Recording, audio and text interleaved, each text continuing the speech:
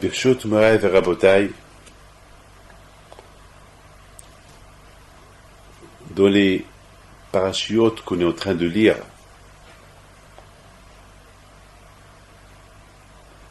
pendant ces périodes-là, la Torah, elle nous parle beaucoup des Avot HaKadoshim, Avraham, Yitzhak et Yaakov, eux qui ont bâti le peuple juif.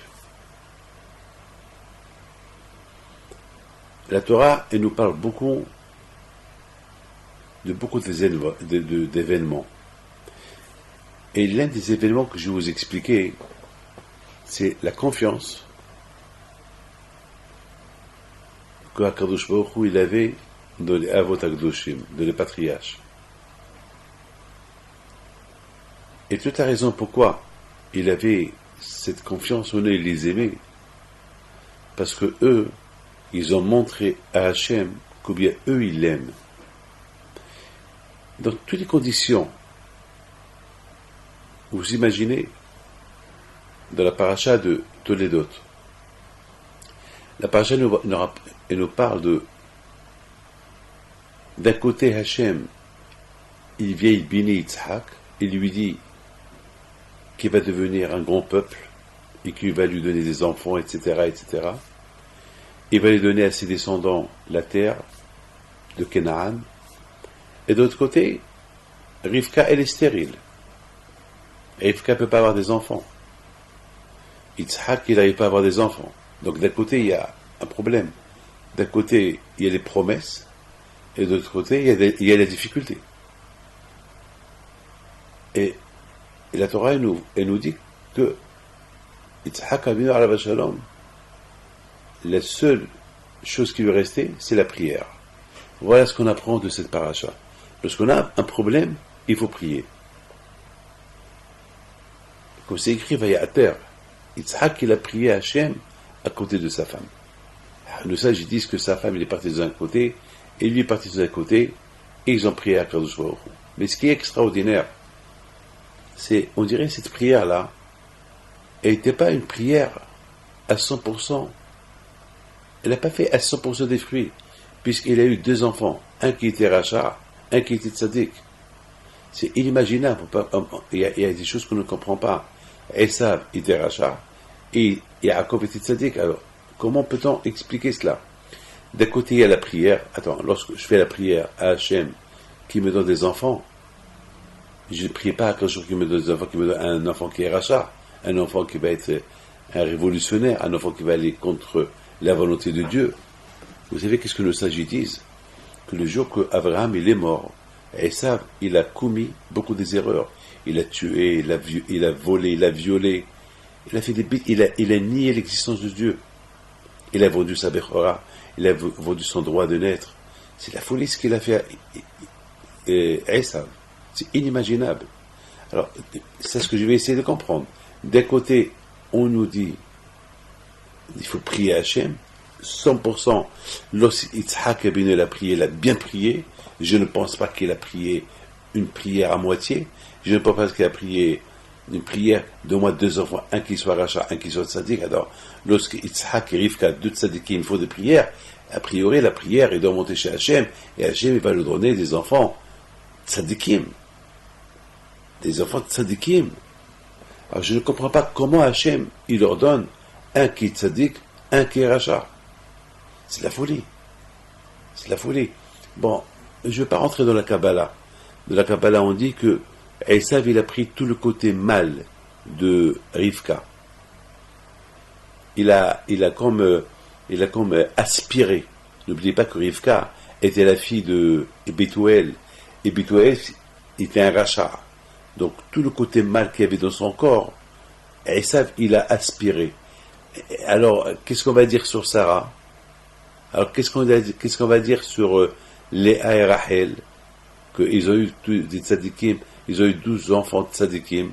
Alors, qu'est-ce qu'on va dire sur Sarah, qu'elle a eu un garçon tzadik, il s'appelait Yitzhak? Alors, pourquoi avec Rivka, elle avait ce côté-là mal? Bon, je ne vais pas rentrer dans ces détails parce que j'aurais 1000 questions. Mettons, ma question, elle est, je pose, je suis un penseur, je pense et je me pose la question. quelle est la raison que Hachem, il a donné à Yitzhak après avoir prié à Kadosh Baruch Hu? On apprend que lorsqu'on a un problème, il faut prier. Très bien. Très bien. On apprend qu'il faut prier. Alors, super, parce que, je m'excuse, j'ai oublié de vous dire, parce que dans la Torah, c'est écrit que Sarah aussi était stérile. Mais on n'a pas vu qu'Abraham, il a prié pour elle. On n'a pas vu que Sarah, elle a prié à Hachem.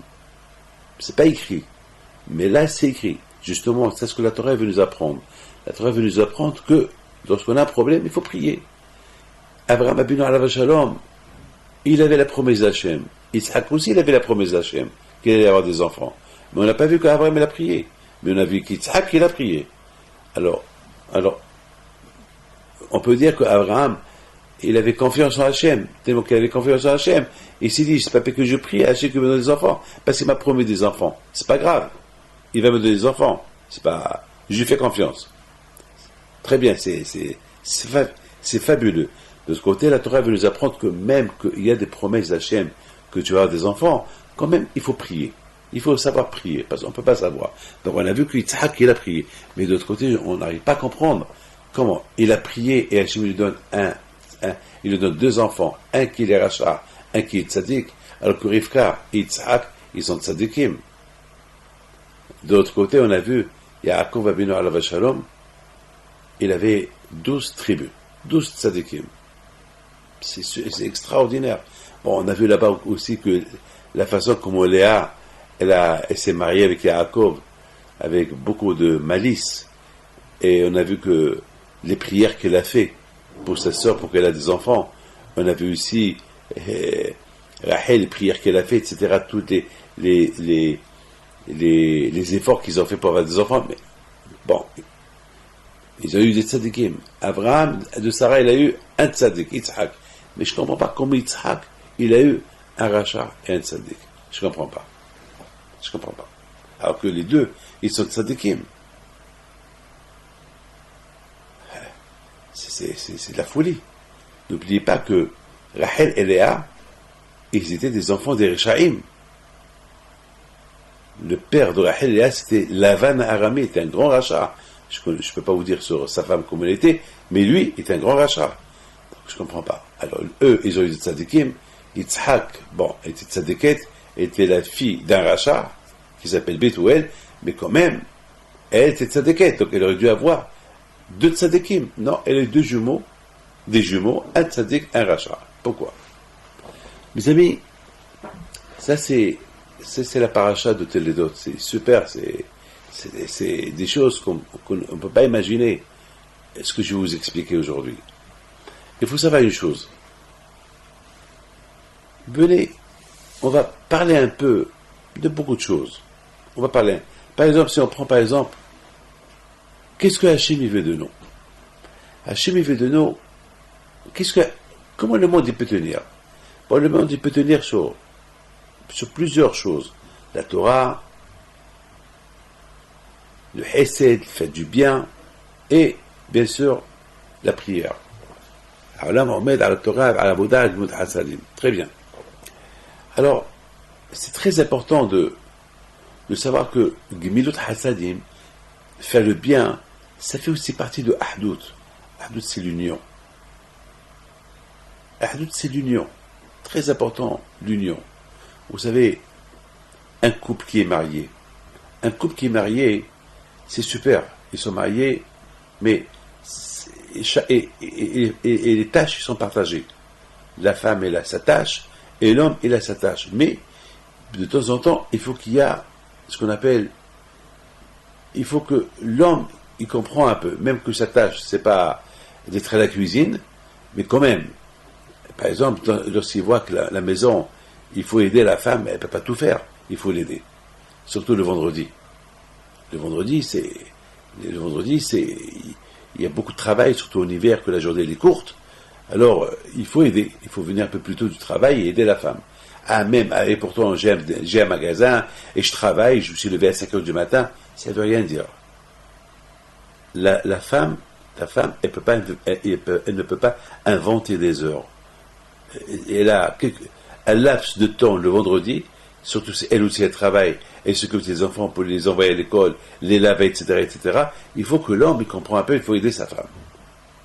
Et c'est ça, moi, c'est ce que je fais. C'est ce que j'ai appris de mes parents, d'ailleurs. Ça fait partie de Ahdout. Ahdout, c'est l'union. C'est quoi l'union? C'est pas avec union. Union avec de l'union, avec une aide. Il faut aider. On voit, par exemple, beaucoup des fois, dans l'union, il peut y avoir une division. C'est-à-dire, voilà, on est unis, hommes et femmes, mais on est divisés. Toi, tu gardes tes tâches, moi, je garde mes tâches. Chacun garde ses tâches. C'est vrai. C'est vrai. Mais parfois, il faut comprendre que parfois l'homme, il faut qu'il soit un peu compréhensible. Il faut aussi parfois aussi la femme, les tâches que le mari il a, que si elle peut l'aider dans sa tâche, pourquoi pas? Pourquoi pas? C'est parce que dans l'union, il peut y avoir aussi une division. Et je vous apporte par exemple par exemple, quelqu'un me raconte, il y a un couple qui est venu chez moi hier, il me raconte qu'ils ont un problème. La femme, elle me dit, Rabbi David, j'ai un problème avec mon mari. Mon mari rentre à la maison, il se plaint, la maison, elle est sale. Lui, il travaille, moi aussi, je travaille. Les deux enquêtent la maison en même temps. En plus, moi, le matin, je me réveille un peu plus tôt que lui, parce que lui va à la synagogue, moi, j'occupe des enfants. Donc, le soir, on arrive à la maison, on arrive les deux. Et respecte, la maison, elle est sale. La maison, elle est sale, et il crie, et bon, elle est sale. Aide, elle est sale, c'est pas bon qu'il a sali. Tous on l'a sali la veille. Et tout le monde est parti le matin travailler, donc on rentre le soir, il faut qu'on s'arrête, il faut qu'on l'arrange.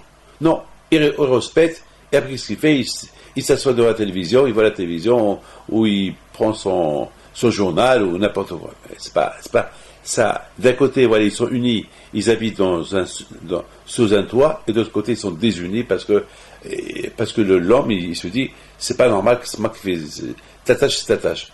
Elle aurait pu aussi lui dire, bon, si c'est comme ça, je travaille pas. C'est ta tâche, je travaille. Moi, je travaille pas. Alors, je travaille pas, j'arrange la maison. Ah non, il faut que tu arranges, il faut que tu travailles. Alors, il y a un problème là. C'est la raison que pour qu'il y ait un vrai binyan, pour qu'il y ait une vraie construction, c'est pas avec la construction de dire la vraie, c'est pas une construction sans béton. Parce qu'on peut construire une maison sans béton. Ou bien avec poser les pieds l'un sur l'autre, ou bien sans fondation. Non, ça ne va pas tenir. La construction, il faut que ce soit bétonné avec fondation. C'est ça la vraie construction. La vraie construction d'un couple, une maison d'un couple, il faut vraiment que ce soit bétonné, avec une fondation, que chacun il aide l'autre, que chacun il rentre il aide l'autre avec gentillesse, avec politesse. Voilà, c'est ça la vraie construction. Vous savez très bien que on voit que Abraham et Sarah, Abraham, il a converti les hommes et Sarah, elle a converti les femmes. C'est-à-dire que Abraham, il faisait un travail pour rendre les gens en bitchouva, mais sa femme, elle aurait pu dire, bon, ça c'est le travail de mon mari, c'est de quoi je me mêle. Mais la femme, elle a compris qu'il faut qu'elle aide. Parce qu'à quoi bon de rendre un homme dans la teshuva et sa femme qu'elle est loin de la teshuva. Donc il va pas avoir shlomaït. Il y aura des accords à la maison, des disputes à la maison. Donc c'est important lorsqu'on rend teshuva un homme, il faut que aussi sa femme, on la met aussi dans le jeu, dans le bain. Comme ça, elle aussi, elle et son mari ensemble, ils vont faire Torah mitzvot. C'est pas avec l'homme seul ou la femme, ou c'est la femme qui fait teshuva et pas l'homme. Il faut essayer de les aider les deux à la fois. Mes amis, venons, on va prendre un peu la Dorapalaga. Dorapalaga, c'est la génération de la division. Alors, c'est pourquoi on l'appelle la génération de la division. C'était la génération, à l'époque, lorsque le monde était détruit avec le déluge, bon, les gens, ils étaient tous unis. Alors, tout le monde était uni, comme une famille. Tout le monde, lorsqu'ils ont commencé à se procréer, ils ne se sont pas quittés. Ils ont dit, viens, l'union fait la force. Mais dans cette force-là, on ne les appelle pas d'or, la génération de l'union, on les appelle la génération de la palaga, la génération de la division. Pourquoi? On aurait dû les appeler la génération de l'union, et non pas la génération de la division. Eh bien, vous savez pourquoi? Parce que eux, ils ont pensé que un va aider l'autre. Un va aider l'autre. On va s'adorer, on va s'aider. Mais pour que un il aide l'autre, ils ont besoin de l'aide de Dieu. Ils ont besoin de l'aide d'Hachem. Alors, ils ont dit non, un va aider l'autre en mettant Hachem à l'écart. On va mettre le bon Dieu à l'écart. Et il n'y a pas de Dieu. Allez, on va plus dépendre de lui. On va dépendre que de nous. Alors, quand je me leur dit, vous voulez dépendre que de vous, pas de moi. Alors, c'est ça la division. Alors, ça veut dire que vous voulez vous diviser de moi. D'un côté, vous voulez être unis ensemble, et vous voulez vous diviser de moi en disant que je n'existe pas. Alors, comment est-ce possible? D'un côté, je vous fais exister, et de l'autre côté, vous dites, non, tu n'existes pas. C'est pas possible. Vous savez à quoi ça ressemble? Il y a quelqu'un qui vient chez moi. Il me dit, Rabbi David, je suis malade, gravement malade. Bon, très bien. Alors je lui dis, bon, tu fais ta prière? Ah non, non, je fais pas la prière. Tu manges cachère? Ah non, non, non, je mange pas cachère. Et ta femme respecte Nida? Ah non, non, non, non, non, non. Elle dit, qu'est-ce que tu veux? Elle dit, je veux une prière pour que je guéris.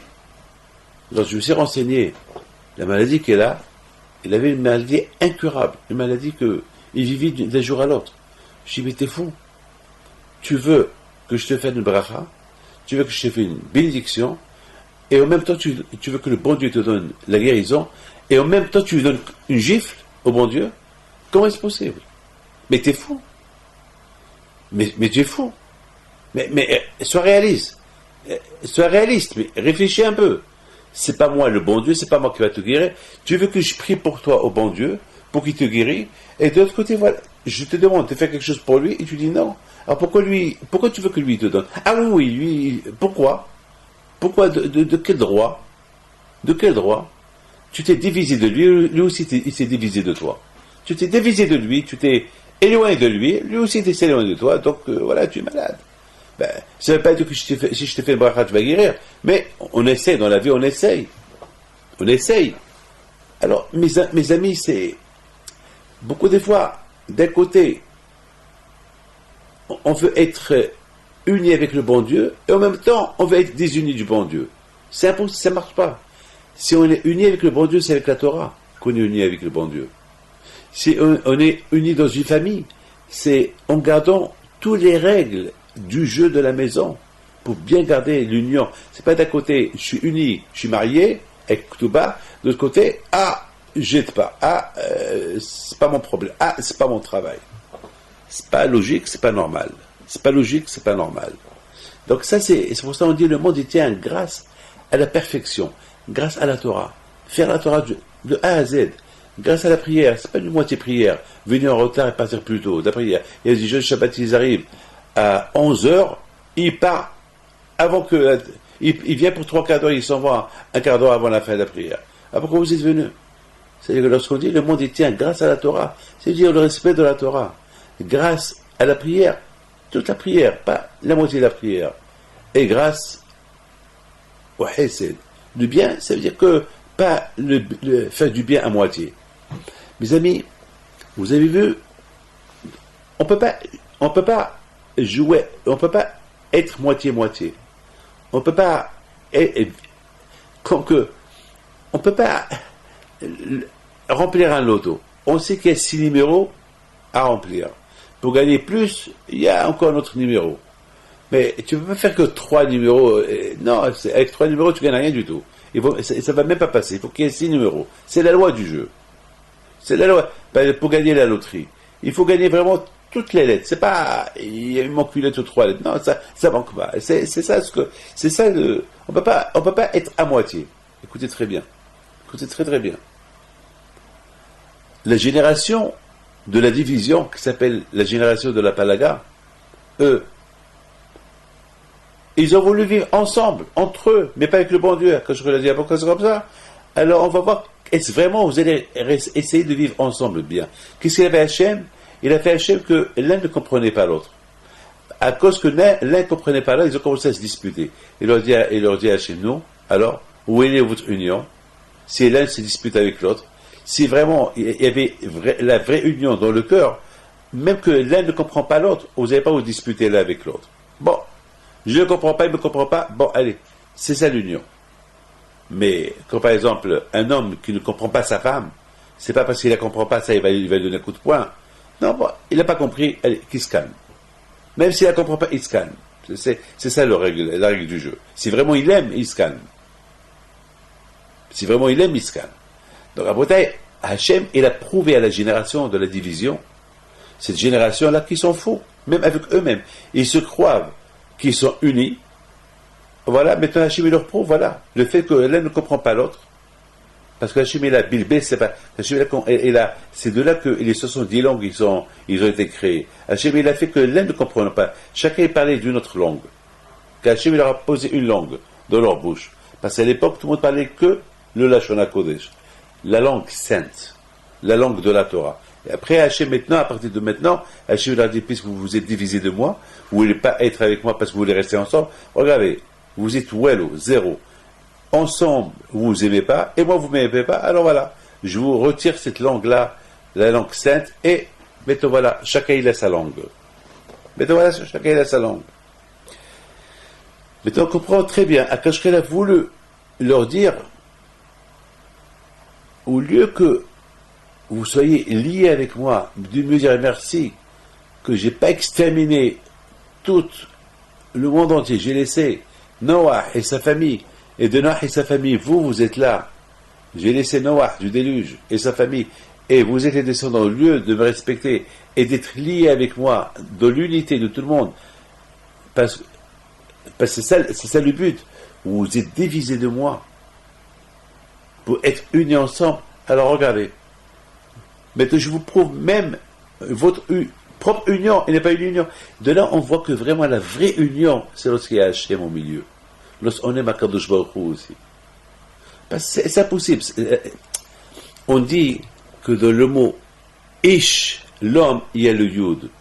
Et de le mot Isha, la femme, il y a le He.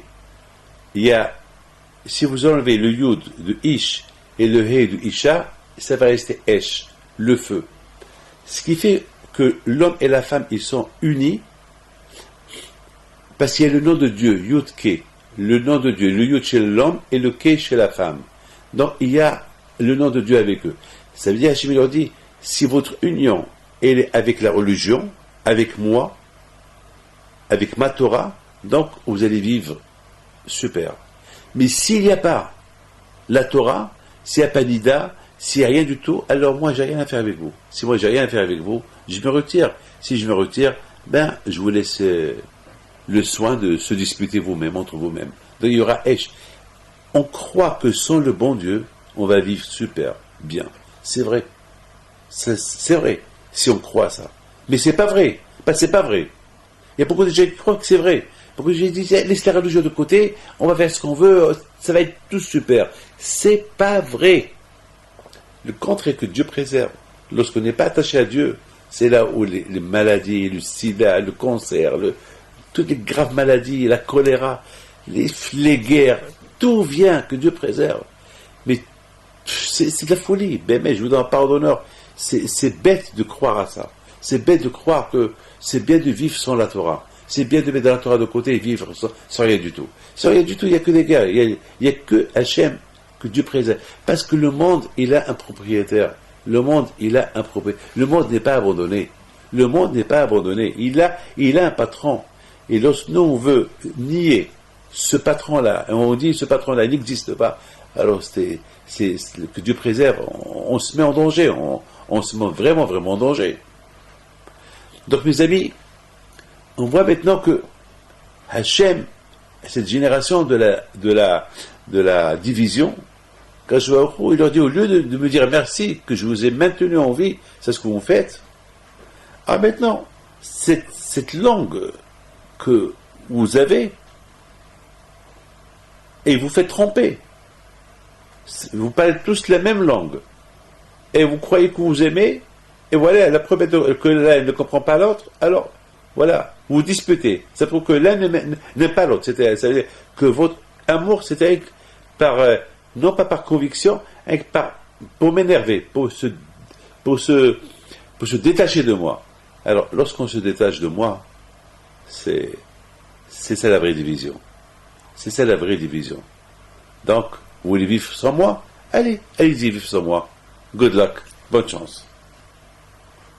Maintenant, cette langue-là, que vous avez préservée, que cette même langue-là, que vous l'avez parlée, au lieu que cette vraie langue, la langue sainte, et vous unit entre vous et entre moi, maintenant cette même langue, elle va vous désunir, parce que vous allez l'oublier, et vous allez avoir une autre langue, et ce sera cette langue-là qui va vous diviser.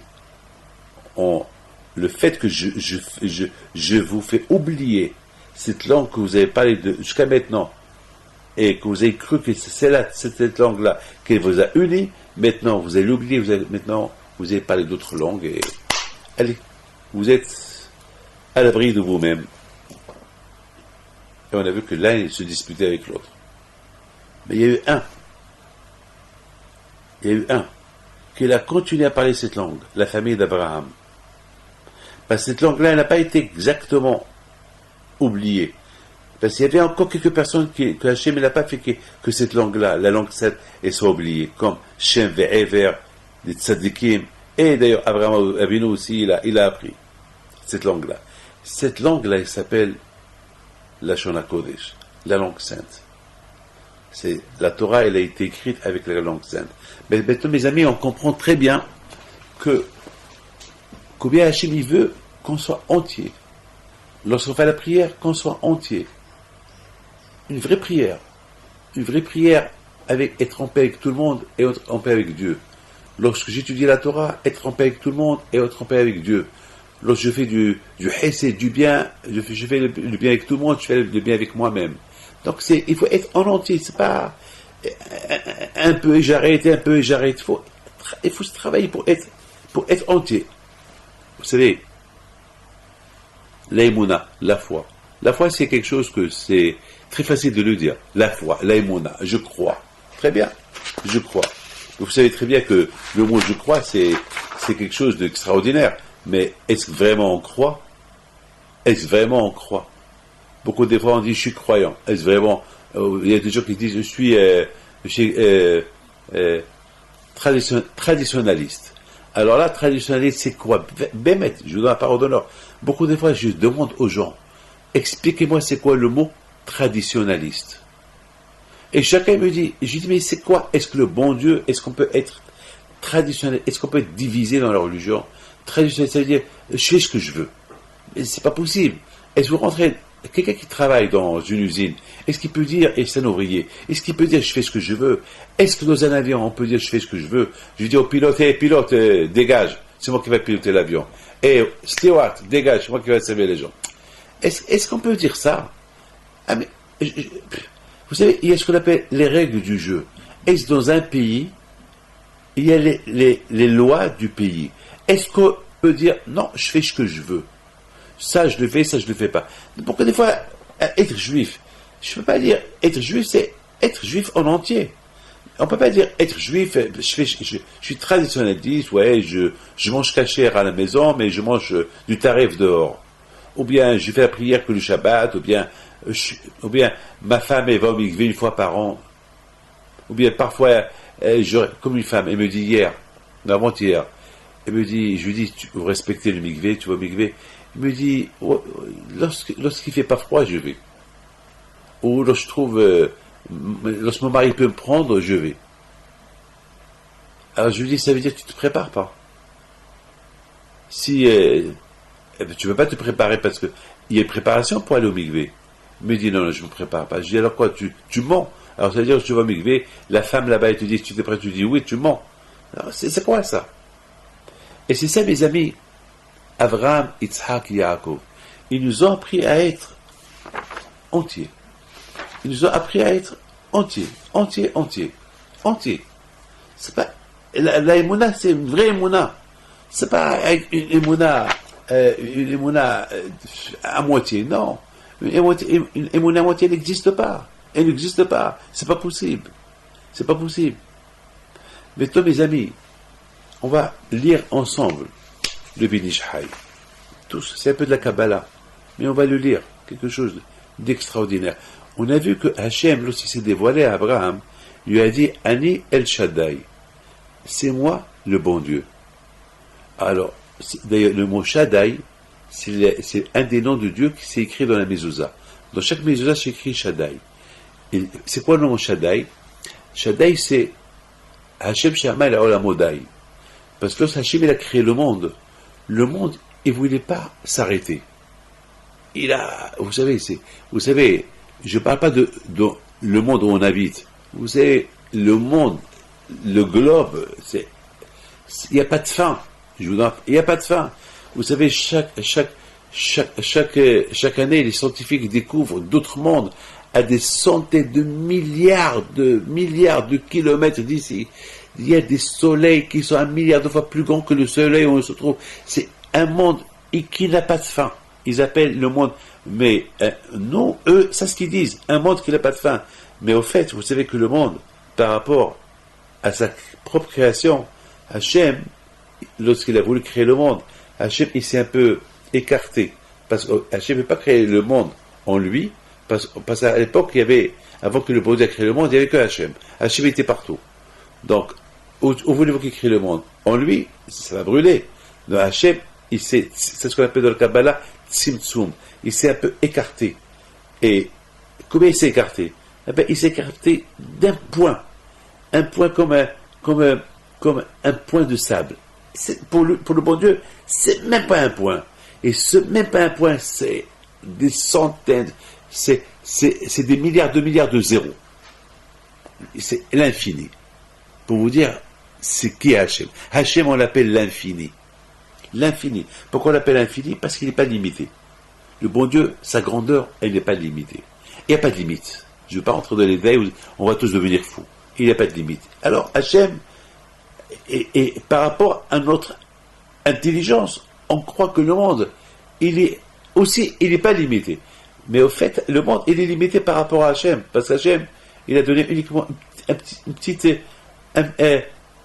grain de sable. Comme la dimension d'un grain de sable. Tout ce que vous voyez, c'est même pas un grain de sable par rapport à Hachem. Qu'Hachem, il s'est un peu retiré il peut créer le monde pour que le monde ne brûle pas. Donc, lorsque Hachem il a créé le monde ne voulait pas s'arrêter. Hachem il a dit Dai, arrête. Dai, c'est le mot arrête. Et c'est la raison pourquoi on dit que lorsque Hachem il a béni Abraham, il a dit Abraham, il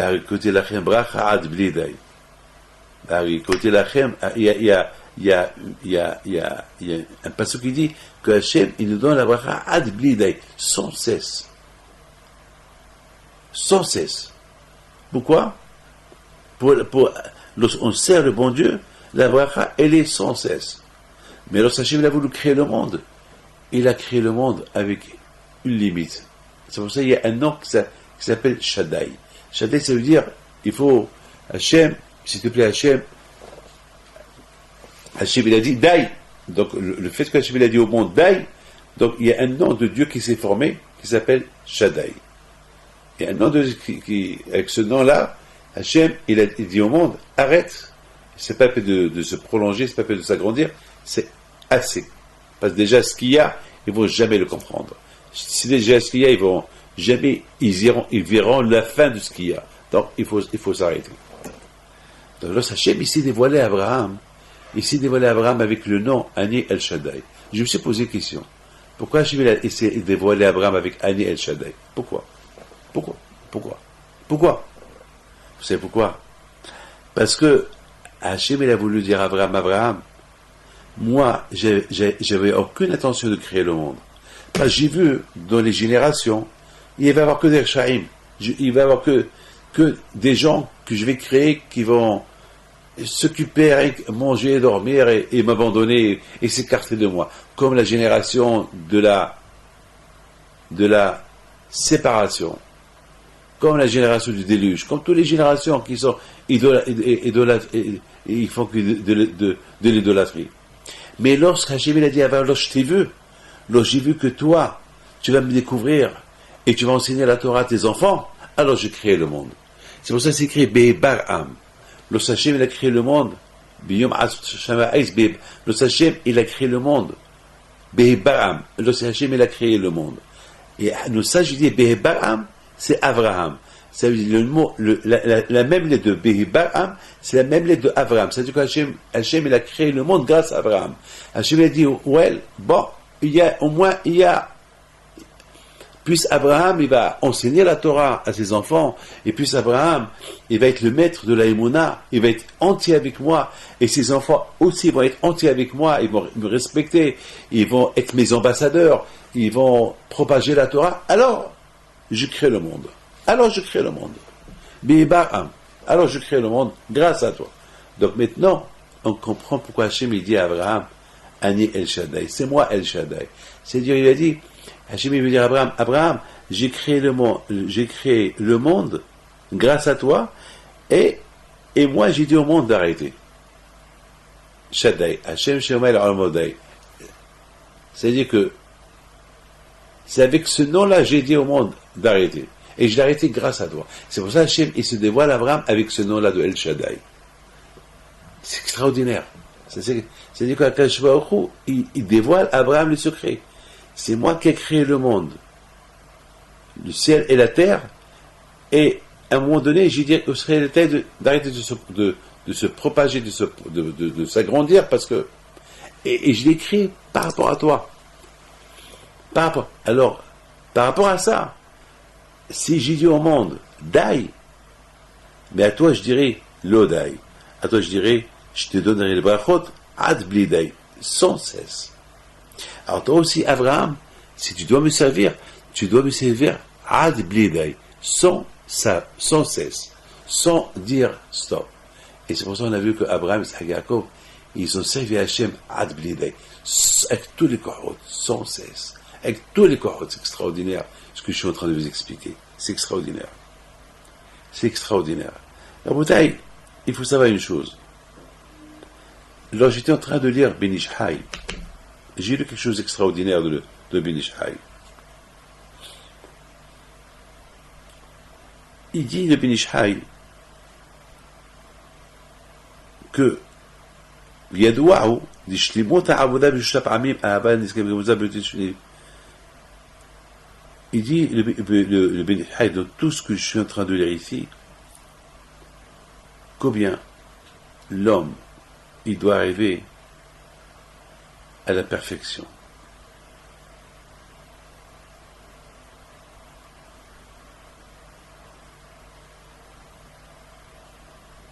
Il dit, on voit que Moshe Rabbeinu, la Gemataria de Moshe, c'est El Shaddai. C'est extraordinaire. Hein? Si vous calculez Moshe, vous avez trouvé 345. Et le nom El Shaddai, les deux noms de Dieu, El Shaddai, c'est 345. Ça veut dire que c'est extraordinaire ce que je veux vous dire. Maintenant, c'est ce qu'il dit Ben Ish Chai. Ben Ish Chai, simplement, et aussi, si on calcule 3 fois Hesed Gadol, Hesed Gadol, c'est-à-dire un grand Hesed, un grand miséricorde. 3 fois Hesed Gadol, si on calcule 3 fois Hesed, c'est 345.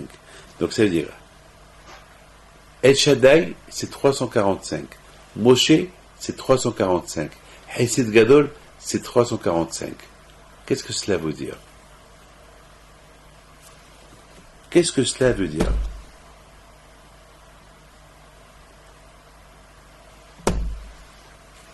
Alors, je pense comme ça. C'est quoi le message que Hachem, il donne à Abraham? El Shaddai, il se dévoile à lui avec le nom de El Shaddai, qui veut lui dire Moshe, qui veut lui dire un grand miséricorde. Vous savez, mes amis, c'est quoi le message? Le message, il est extraordinaire. C'est que, on sait que la Torah a été donnée par les mains de Moshe Rabbeinu. On sait très bien qu'Abraham Rabbeinu, il a respecté la Torah, il a étudié la Torah. Mais, la Torah n'a pas été donnée officiellement à Abraham Rabbeinu. La Torah a été donnée officiellement à Moshe Rabbeinu pour qu'il la donne aux Juifs, une fois qu'ils sont sortis de l'Égypte. Mais la Torah, elle n'a pas été donnée officiellement. C'est quand, par exemple, quelqu'un qui travaille chez moi, et je lui donne chaque mois une somme d'argent, mais c'est pas officiel. C'est pas une fiche de paye. Et je lui donne. C'est-à-dire qu'un jour, je peux lui enlever. Mais si je lui donne officiellement, donc c'est de l'officiel. C'est un chèque, il est noté, il est inscrit, c'est officiel. Donc, de même la Torah, elle n'a pas été donnée officiellement. Abraham, Yitzhak, Yaakov. Mais ils l'ont respecté. Mais pas officiel. La Torah a été donnée officielle uniquement lorsque les Juifs sont sortis d'Égypte. Hachem l'a donné à Moshe, Torah Tzeva l'a donné à Moshe, et Moshe l'a donné au Bnei Israël. Moracha Kelat Yaakov. Ah, maintenant je pense comme ça. Le Hachem, il s'est dévoilé à Abraham Avinu. Hachem, il a dit à Abraham, tu sais que le monde, je l'ai créé grâce à toi. Grâce à toi, je l'ai créé. Parce que toi, tu fais du Hesed. Parce que je sais que toi, tu as fait du Hesed Gadol, tu fais beaucoup de miséricorde, tu fais beaucoup de Hesed. Et non seulement tu fais du Hesed, tu fais, tu refais. Et c'est la raison pourquoi j'ai créé le monde pour toi, et c'est que jusqu'à un moment donné, j'ai dit au monde d'arrêter de s'agrandir, parce que déjà c'est assez ce qu'il y a. Et je l'ai fait pour toi. Mais sache, Abraham, que tout cela, uniquement, si tes enfants, ils vont recevoir la Torah de Moshe Rabbeinu.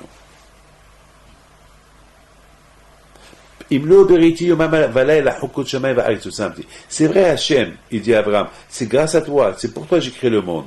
Mais n'oublie pas que sans Torah, le monde ne peut pas tenir. Sans Torah, le monde ne peut pas tenir. Sans Tfila, le monde ne peut pas tenir. Sans Hesed, le monde ne peut pas tenir. Parce que moi, j'ai dit que le monde, j'ai dit, de la même façon que je dis au monde, Dai, arrête de s'agrandir, je peux aussi lui dire Dai d'exister. Ah, ça suffit d'exister. Et je vais rendre le monde tout rebabo. Je vais détruire le monde. Donc, quelque part ici, un message d'Hachem à Abraham. Abraham, j'ai créé le monde pour toi. Parce que tu fais Hesed Gadol. Tu fais beaucoup de Hesed. Tu refais. Super. Et trois fois Hesed Gadol, c'est le nom de Dieu. Mais sache que tout cela, c'est beau. Uniquement s'il y a la Torah. Mais s'il n'y a pas la Torah, j'arrête ce Hesed là. Mes amis, maintenant, on comprend très très bien pourquoi la Torah, elle nous parle de la naissance. On avait posé une question tout à l'heure.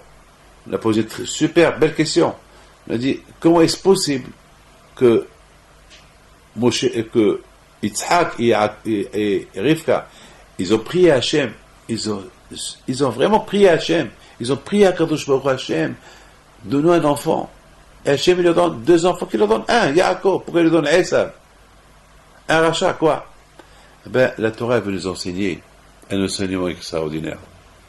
Même que je sais que je vais avoir la naissance d'un rachat, ça ne veut pas dire qu'il faut se marier quand même. On voit que le roi Hiskia, il n'était pas marié. Une fois, le prophète Ishaï lui dit, tu sais, que tu perds Gan Eden, tu vas mourir aujourd'hui, même que tu vas mourir aujourd'hui, donc tu vas perdre ton monde, et tu n'as pas Gan Eden, tu n'as pas le paradis. Il lui dit, pourquoi? Qu'est-ce que j'ai fait? Il dit, parce que tu n'es pas marié. Il dit, mais si je ne me suis pas marié, parce que j'ai vu dans ma prophétie que si je me marie, je vais avoir des enfants, ils vont être Rechaïm, ils vont être idolâtres, ils ne vont pas être bien, et j'ai préféré ne pas me marier pour ne pas avoir des enfants qui vont énerver le bon Dieu. Alors Ishaïa lui dit, mais ça c'est pas ton affaire, ça c'est l'affaire du bon Dieu. Toi tu te maries, tu fais des enfants, et donne une bonne éducation à tes enfants, et le reste c'est entre les mains du bon Dieu.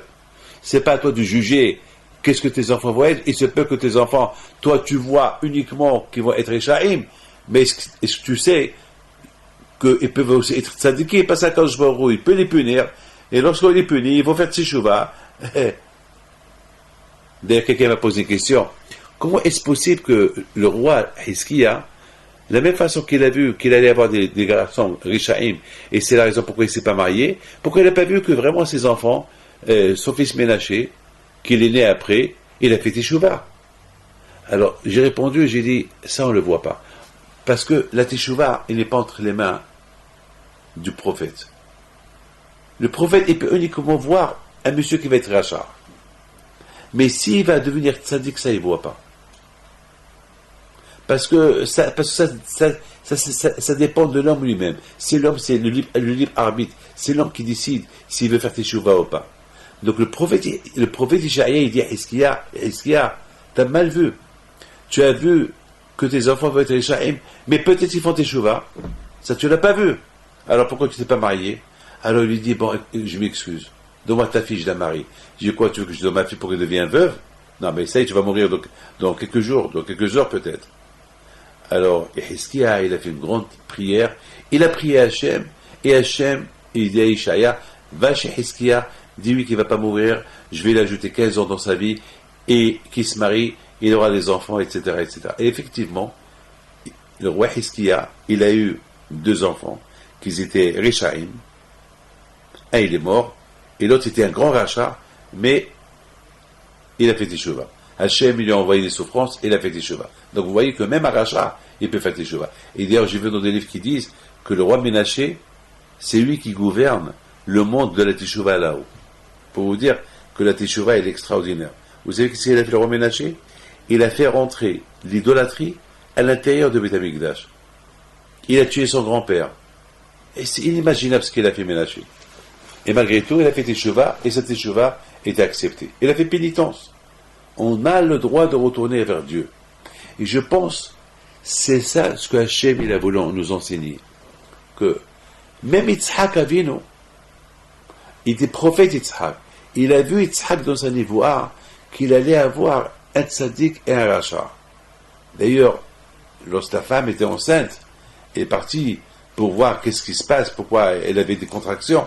Et le prophète, il a dit, ces contractions, c'est parce que tu as 2. Il y a un tzaddik et un rachat. Alors, elle aurait pu prier pour que ce rachat, il meure. Ou bien elle aurait pu lui dire à Yitzhak, et que Yitzhak Abino, il va prier pour qu'il meure, ce rachat. Et on n'a pas vu qu'ils ont prié. Pourquoi? Parce que, c'est vrai, il est rachat, mais il peut faire Teshuvah. C'est ce que la Torah veut nous enseigner, que Yitzhak Abino, 100%, il a vu dans sa niveau, est un grand prophète, Yitzhak. Il a dû voir qu'il allait avoir un rachat qui va naître. Et malgré tout, il s'est marié. Malgré tout, il a prié pour les enfants. Parce qu'on ne peut pas fermer la porte à un rachat. Regardez, on voit dans la Torah que Yitzhak Avinu, il aimait Esav. Pourquoi il aimait Esav? Parce qu'il a toujours donné une chance. Peut-être il va faire Teshuvah. Peut-être jusqu'à la fin. À la fin, il a vu qu'il n'y a pas de solution. Alors là, il a séparé Yaakov de Esav. Maintenant, on comprend très bien, c'est pas que Hachem, il a voulu punir Yitzhak en lui donnant Esav. Non. Simplement, Hachem, il veut nous montrer que même Yitzhak Avinu, avec toutes les prières qu'il a fait, et tout ce qui représentait Yitzhak Avinu, qui était entier pour Akadosh Baruch Hu, jamais il a quitté la Terre Sainte, Yitzhak Avinu. Il avait une grande foi en Akadosh Baruch Hu. Et malgré tout, il aurait pu, il était un prophète, il aurait pu dire à Hachem, je ne veux pas de ce garçon-là. Je ne veux pas de lui, ne me le donne pas. Je ne veux pas de ce garçon, je ne veux pas d'un rachat. Malgré tout, il n'a pas demandé ça à Hachem. Au contraire, il a aimé son fils Esav. Il a adoré. Il lui a donné une chance. Peut-être il va faire Teshuvah un jour. Pourquoi? Parce que la Teshuvah, elle ne dépend pas de nous. La Teshuvah, elle dépend du garçon qui va naître. Parce que nous, on met les enfants dans le monde. On leur donne une bonne éducation. On ne peut pas faire plus. On ne peut pas faire plus. On ne peut pas faire plus. Plus on ne peut pas. Le plus important, c'est de leur donner une bonne éducation. Et après, c'est à eux de... Après, c'est à eux. Après, non, même s'ils sont après contre le bon Dieu, peut-être le bon Dieu, il va les guider dans le bon chemin. Comme on a vu beaucoup de gens qui étaient des grands Rishaïm, et ils ont fait Teshuvah à la fin. Ça, c'est le travail du bon Dieu. C'est pas, ou bien, peut-être, il peut voir quelque chose et qui va lui faire changer la vie, ce monsieur-là. C'est ce que la Torah, elle veut nous enseigner. Elle veut nous enseigner que Yitzhak Abino, On ne peut pas reprocher à Yitzhak ou à Rivka, et s'ils étaient de grands tzadikim, comment ils ont eu un rachat comme Esav? Eh bien, eux, ils ont fait leur devoir. Leur devoir, ils l'ont fait. Ils ont éduqué leur enfant dans le chemin de la Torah. Maintenant, on ne peut pas faire plus. Maintenant, c'est à eux de voir. Et c'est tout. C'est pas parce que j'ai vu dans ma névoie, dans ma prophétie, que je vais avoir un garçon qui est rachat, alors je ne vais pas me marier. Non, ça, tu n'as pas le droit de faire ça. Mes enfants, je vous souhaite à vous tous une bonne semaine. Et bien sûr, vous tous, chacun de vous doit faire au maximum pour, si Dieu veut, pour donner aux enfants l'éducation nécessaire. Et bien, Hachem, que Hachem vous donne à vous tous la santé, la joie, la prospérité, si Dieu veut, et qu'on voit Mashiach, Bezat Hachem, venir le plus rapidement possible. Et vous voyez que c'est la raison pourquoi chaque jour, on évoque le nom d'Abraham, Isaac et Yaakov. 3 fois dans l'Amida, presque tout le temps, chaque jour, Abraham, Isaac, Yaakov, Abraham, tout le temps on évoque Abraham. Pourquoi? Pour que toujours leurs histoires, leur façon de servir Dieu, ils sont toujours à notre image, toujours devant nos yeux, pour qu'on les imite. En l'imitant nos patriarches, nos pères, alors, Be'ez Hashem, on va apprendre à résister au maximum les tentations dans un monde qui est un monde, malheureusement, un monde où il y a beaucoup de révolutions entre les enfants et les parents et les enfants. Un monde que, avec tout ce qui se passe, ça peut nous détourner du bon Dieu, ça peut nous détourner de la foi. Moi, lorsqu'on parle d'Abraham, Isaac et Yaakov, ça nous renforce.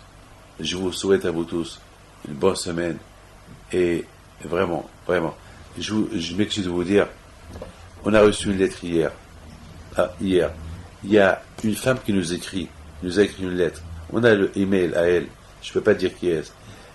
La pauvre, elle écrit, c'est une femme que je ne connais pas, mais qu'elle voit le cours de Torah chaque mercredi par Internet. Elle a écrit une lettre, elle dit que son fils, il ne parle pas. Il a 3 ou 4 ans, il ne parle pas. Et la pauvre, elle veut une bénédiction pour qu'il retrouve sa parole. Alors, on a lu sa lettre, je l'ai donnée à un de mes enfants, pour qu'il la lit. Et pendant qu'il étudiait la Torah, qu'il lui fait le bracha. Et j'ai dit à Hanania d'écrire une lettre, si Dieu veut, que son fils il retrouve la parole. Et nous répond, dès qu'elle reçoit la lettre, elle nous répond. Le même jour, il dit, je ne comprends pas, mais mon fils, il a repris à parler. Et il dit, merci Rabbi David, mon fils, il a repris à parler. Je ne comprends pas. Je m'excuse, je ne suis pas un prophète, je ne suis pas un saint, je ne suis rien du tout. Tout ce que je sais, la foi, la émona. C'est tout. Ça ne veut pas dire qu'on peut faire des merveilles. Non. Non. Vous savez, c'est pas. Ne croyez pas, en m'écoutant, je vais faire parler tous les muets. Non. Ça dépend. Parfois, il y a telle et telle personne que par la prière, il peut guérir. Mais qu'est-ce qui se passe? Il ne prie pas. Alors, il ne guérit pas. Alors, c'est pour ça, beaucoup de fois, on va prier sur quelqu'un du matin au soir, il ne va pas guérir. Ça, c'est la volonté d'Hachem. Nous, on fait ce qu'on peut et Dieu nous aide. Que le bon Dieu vous protège. Amen. Bonne semaine.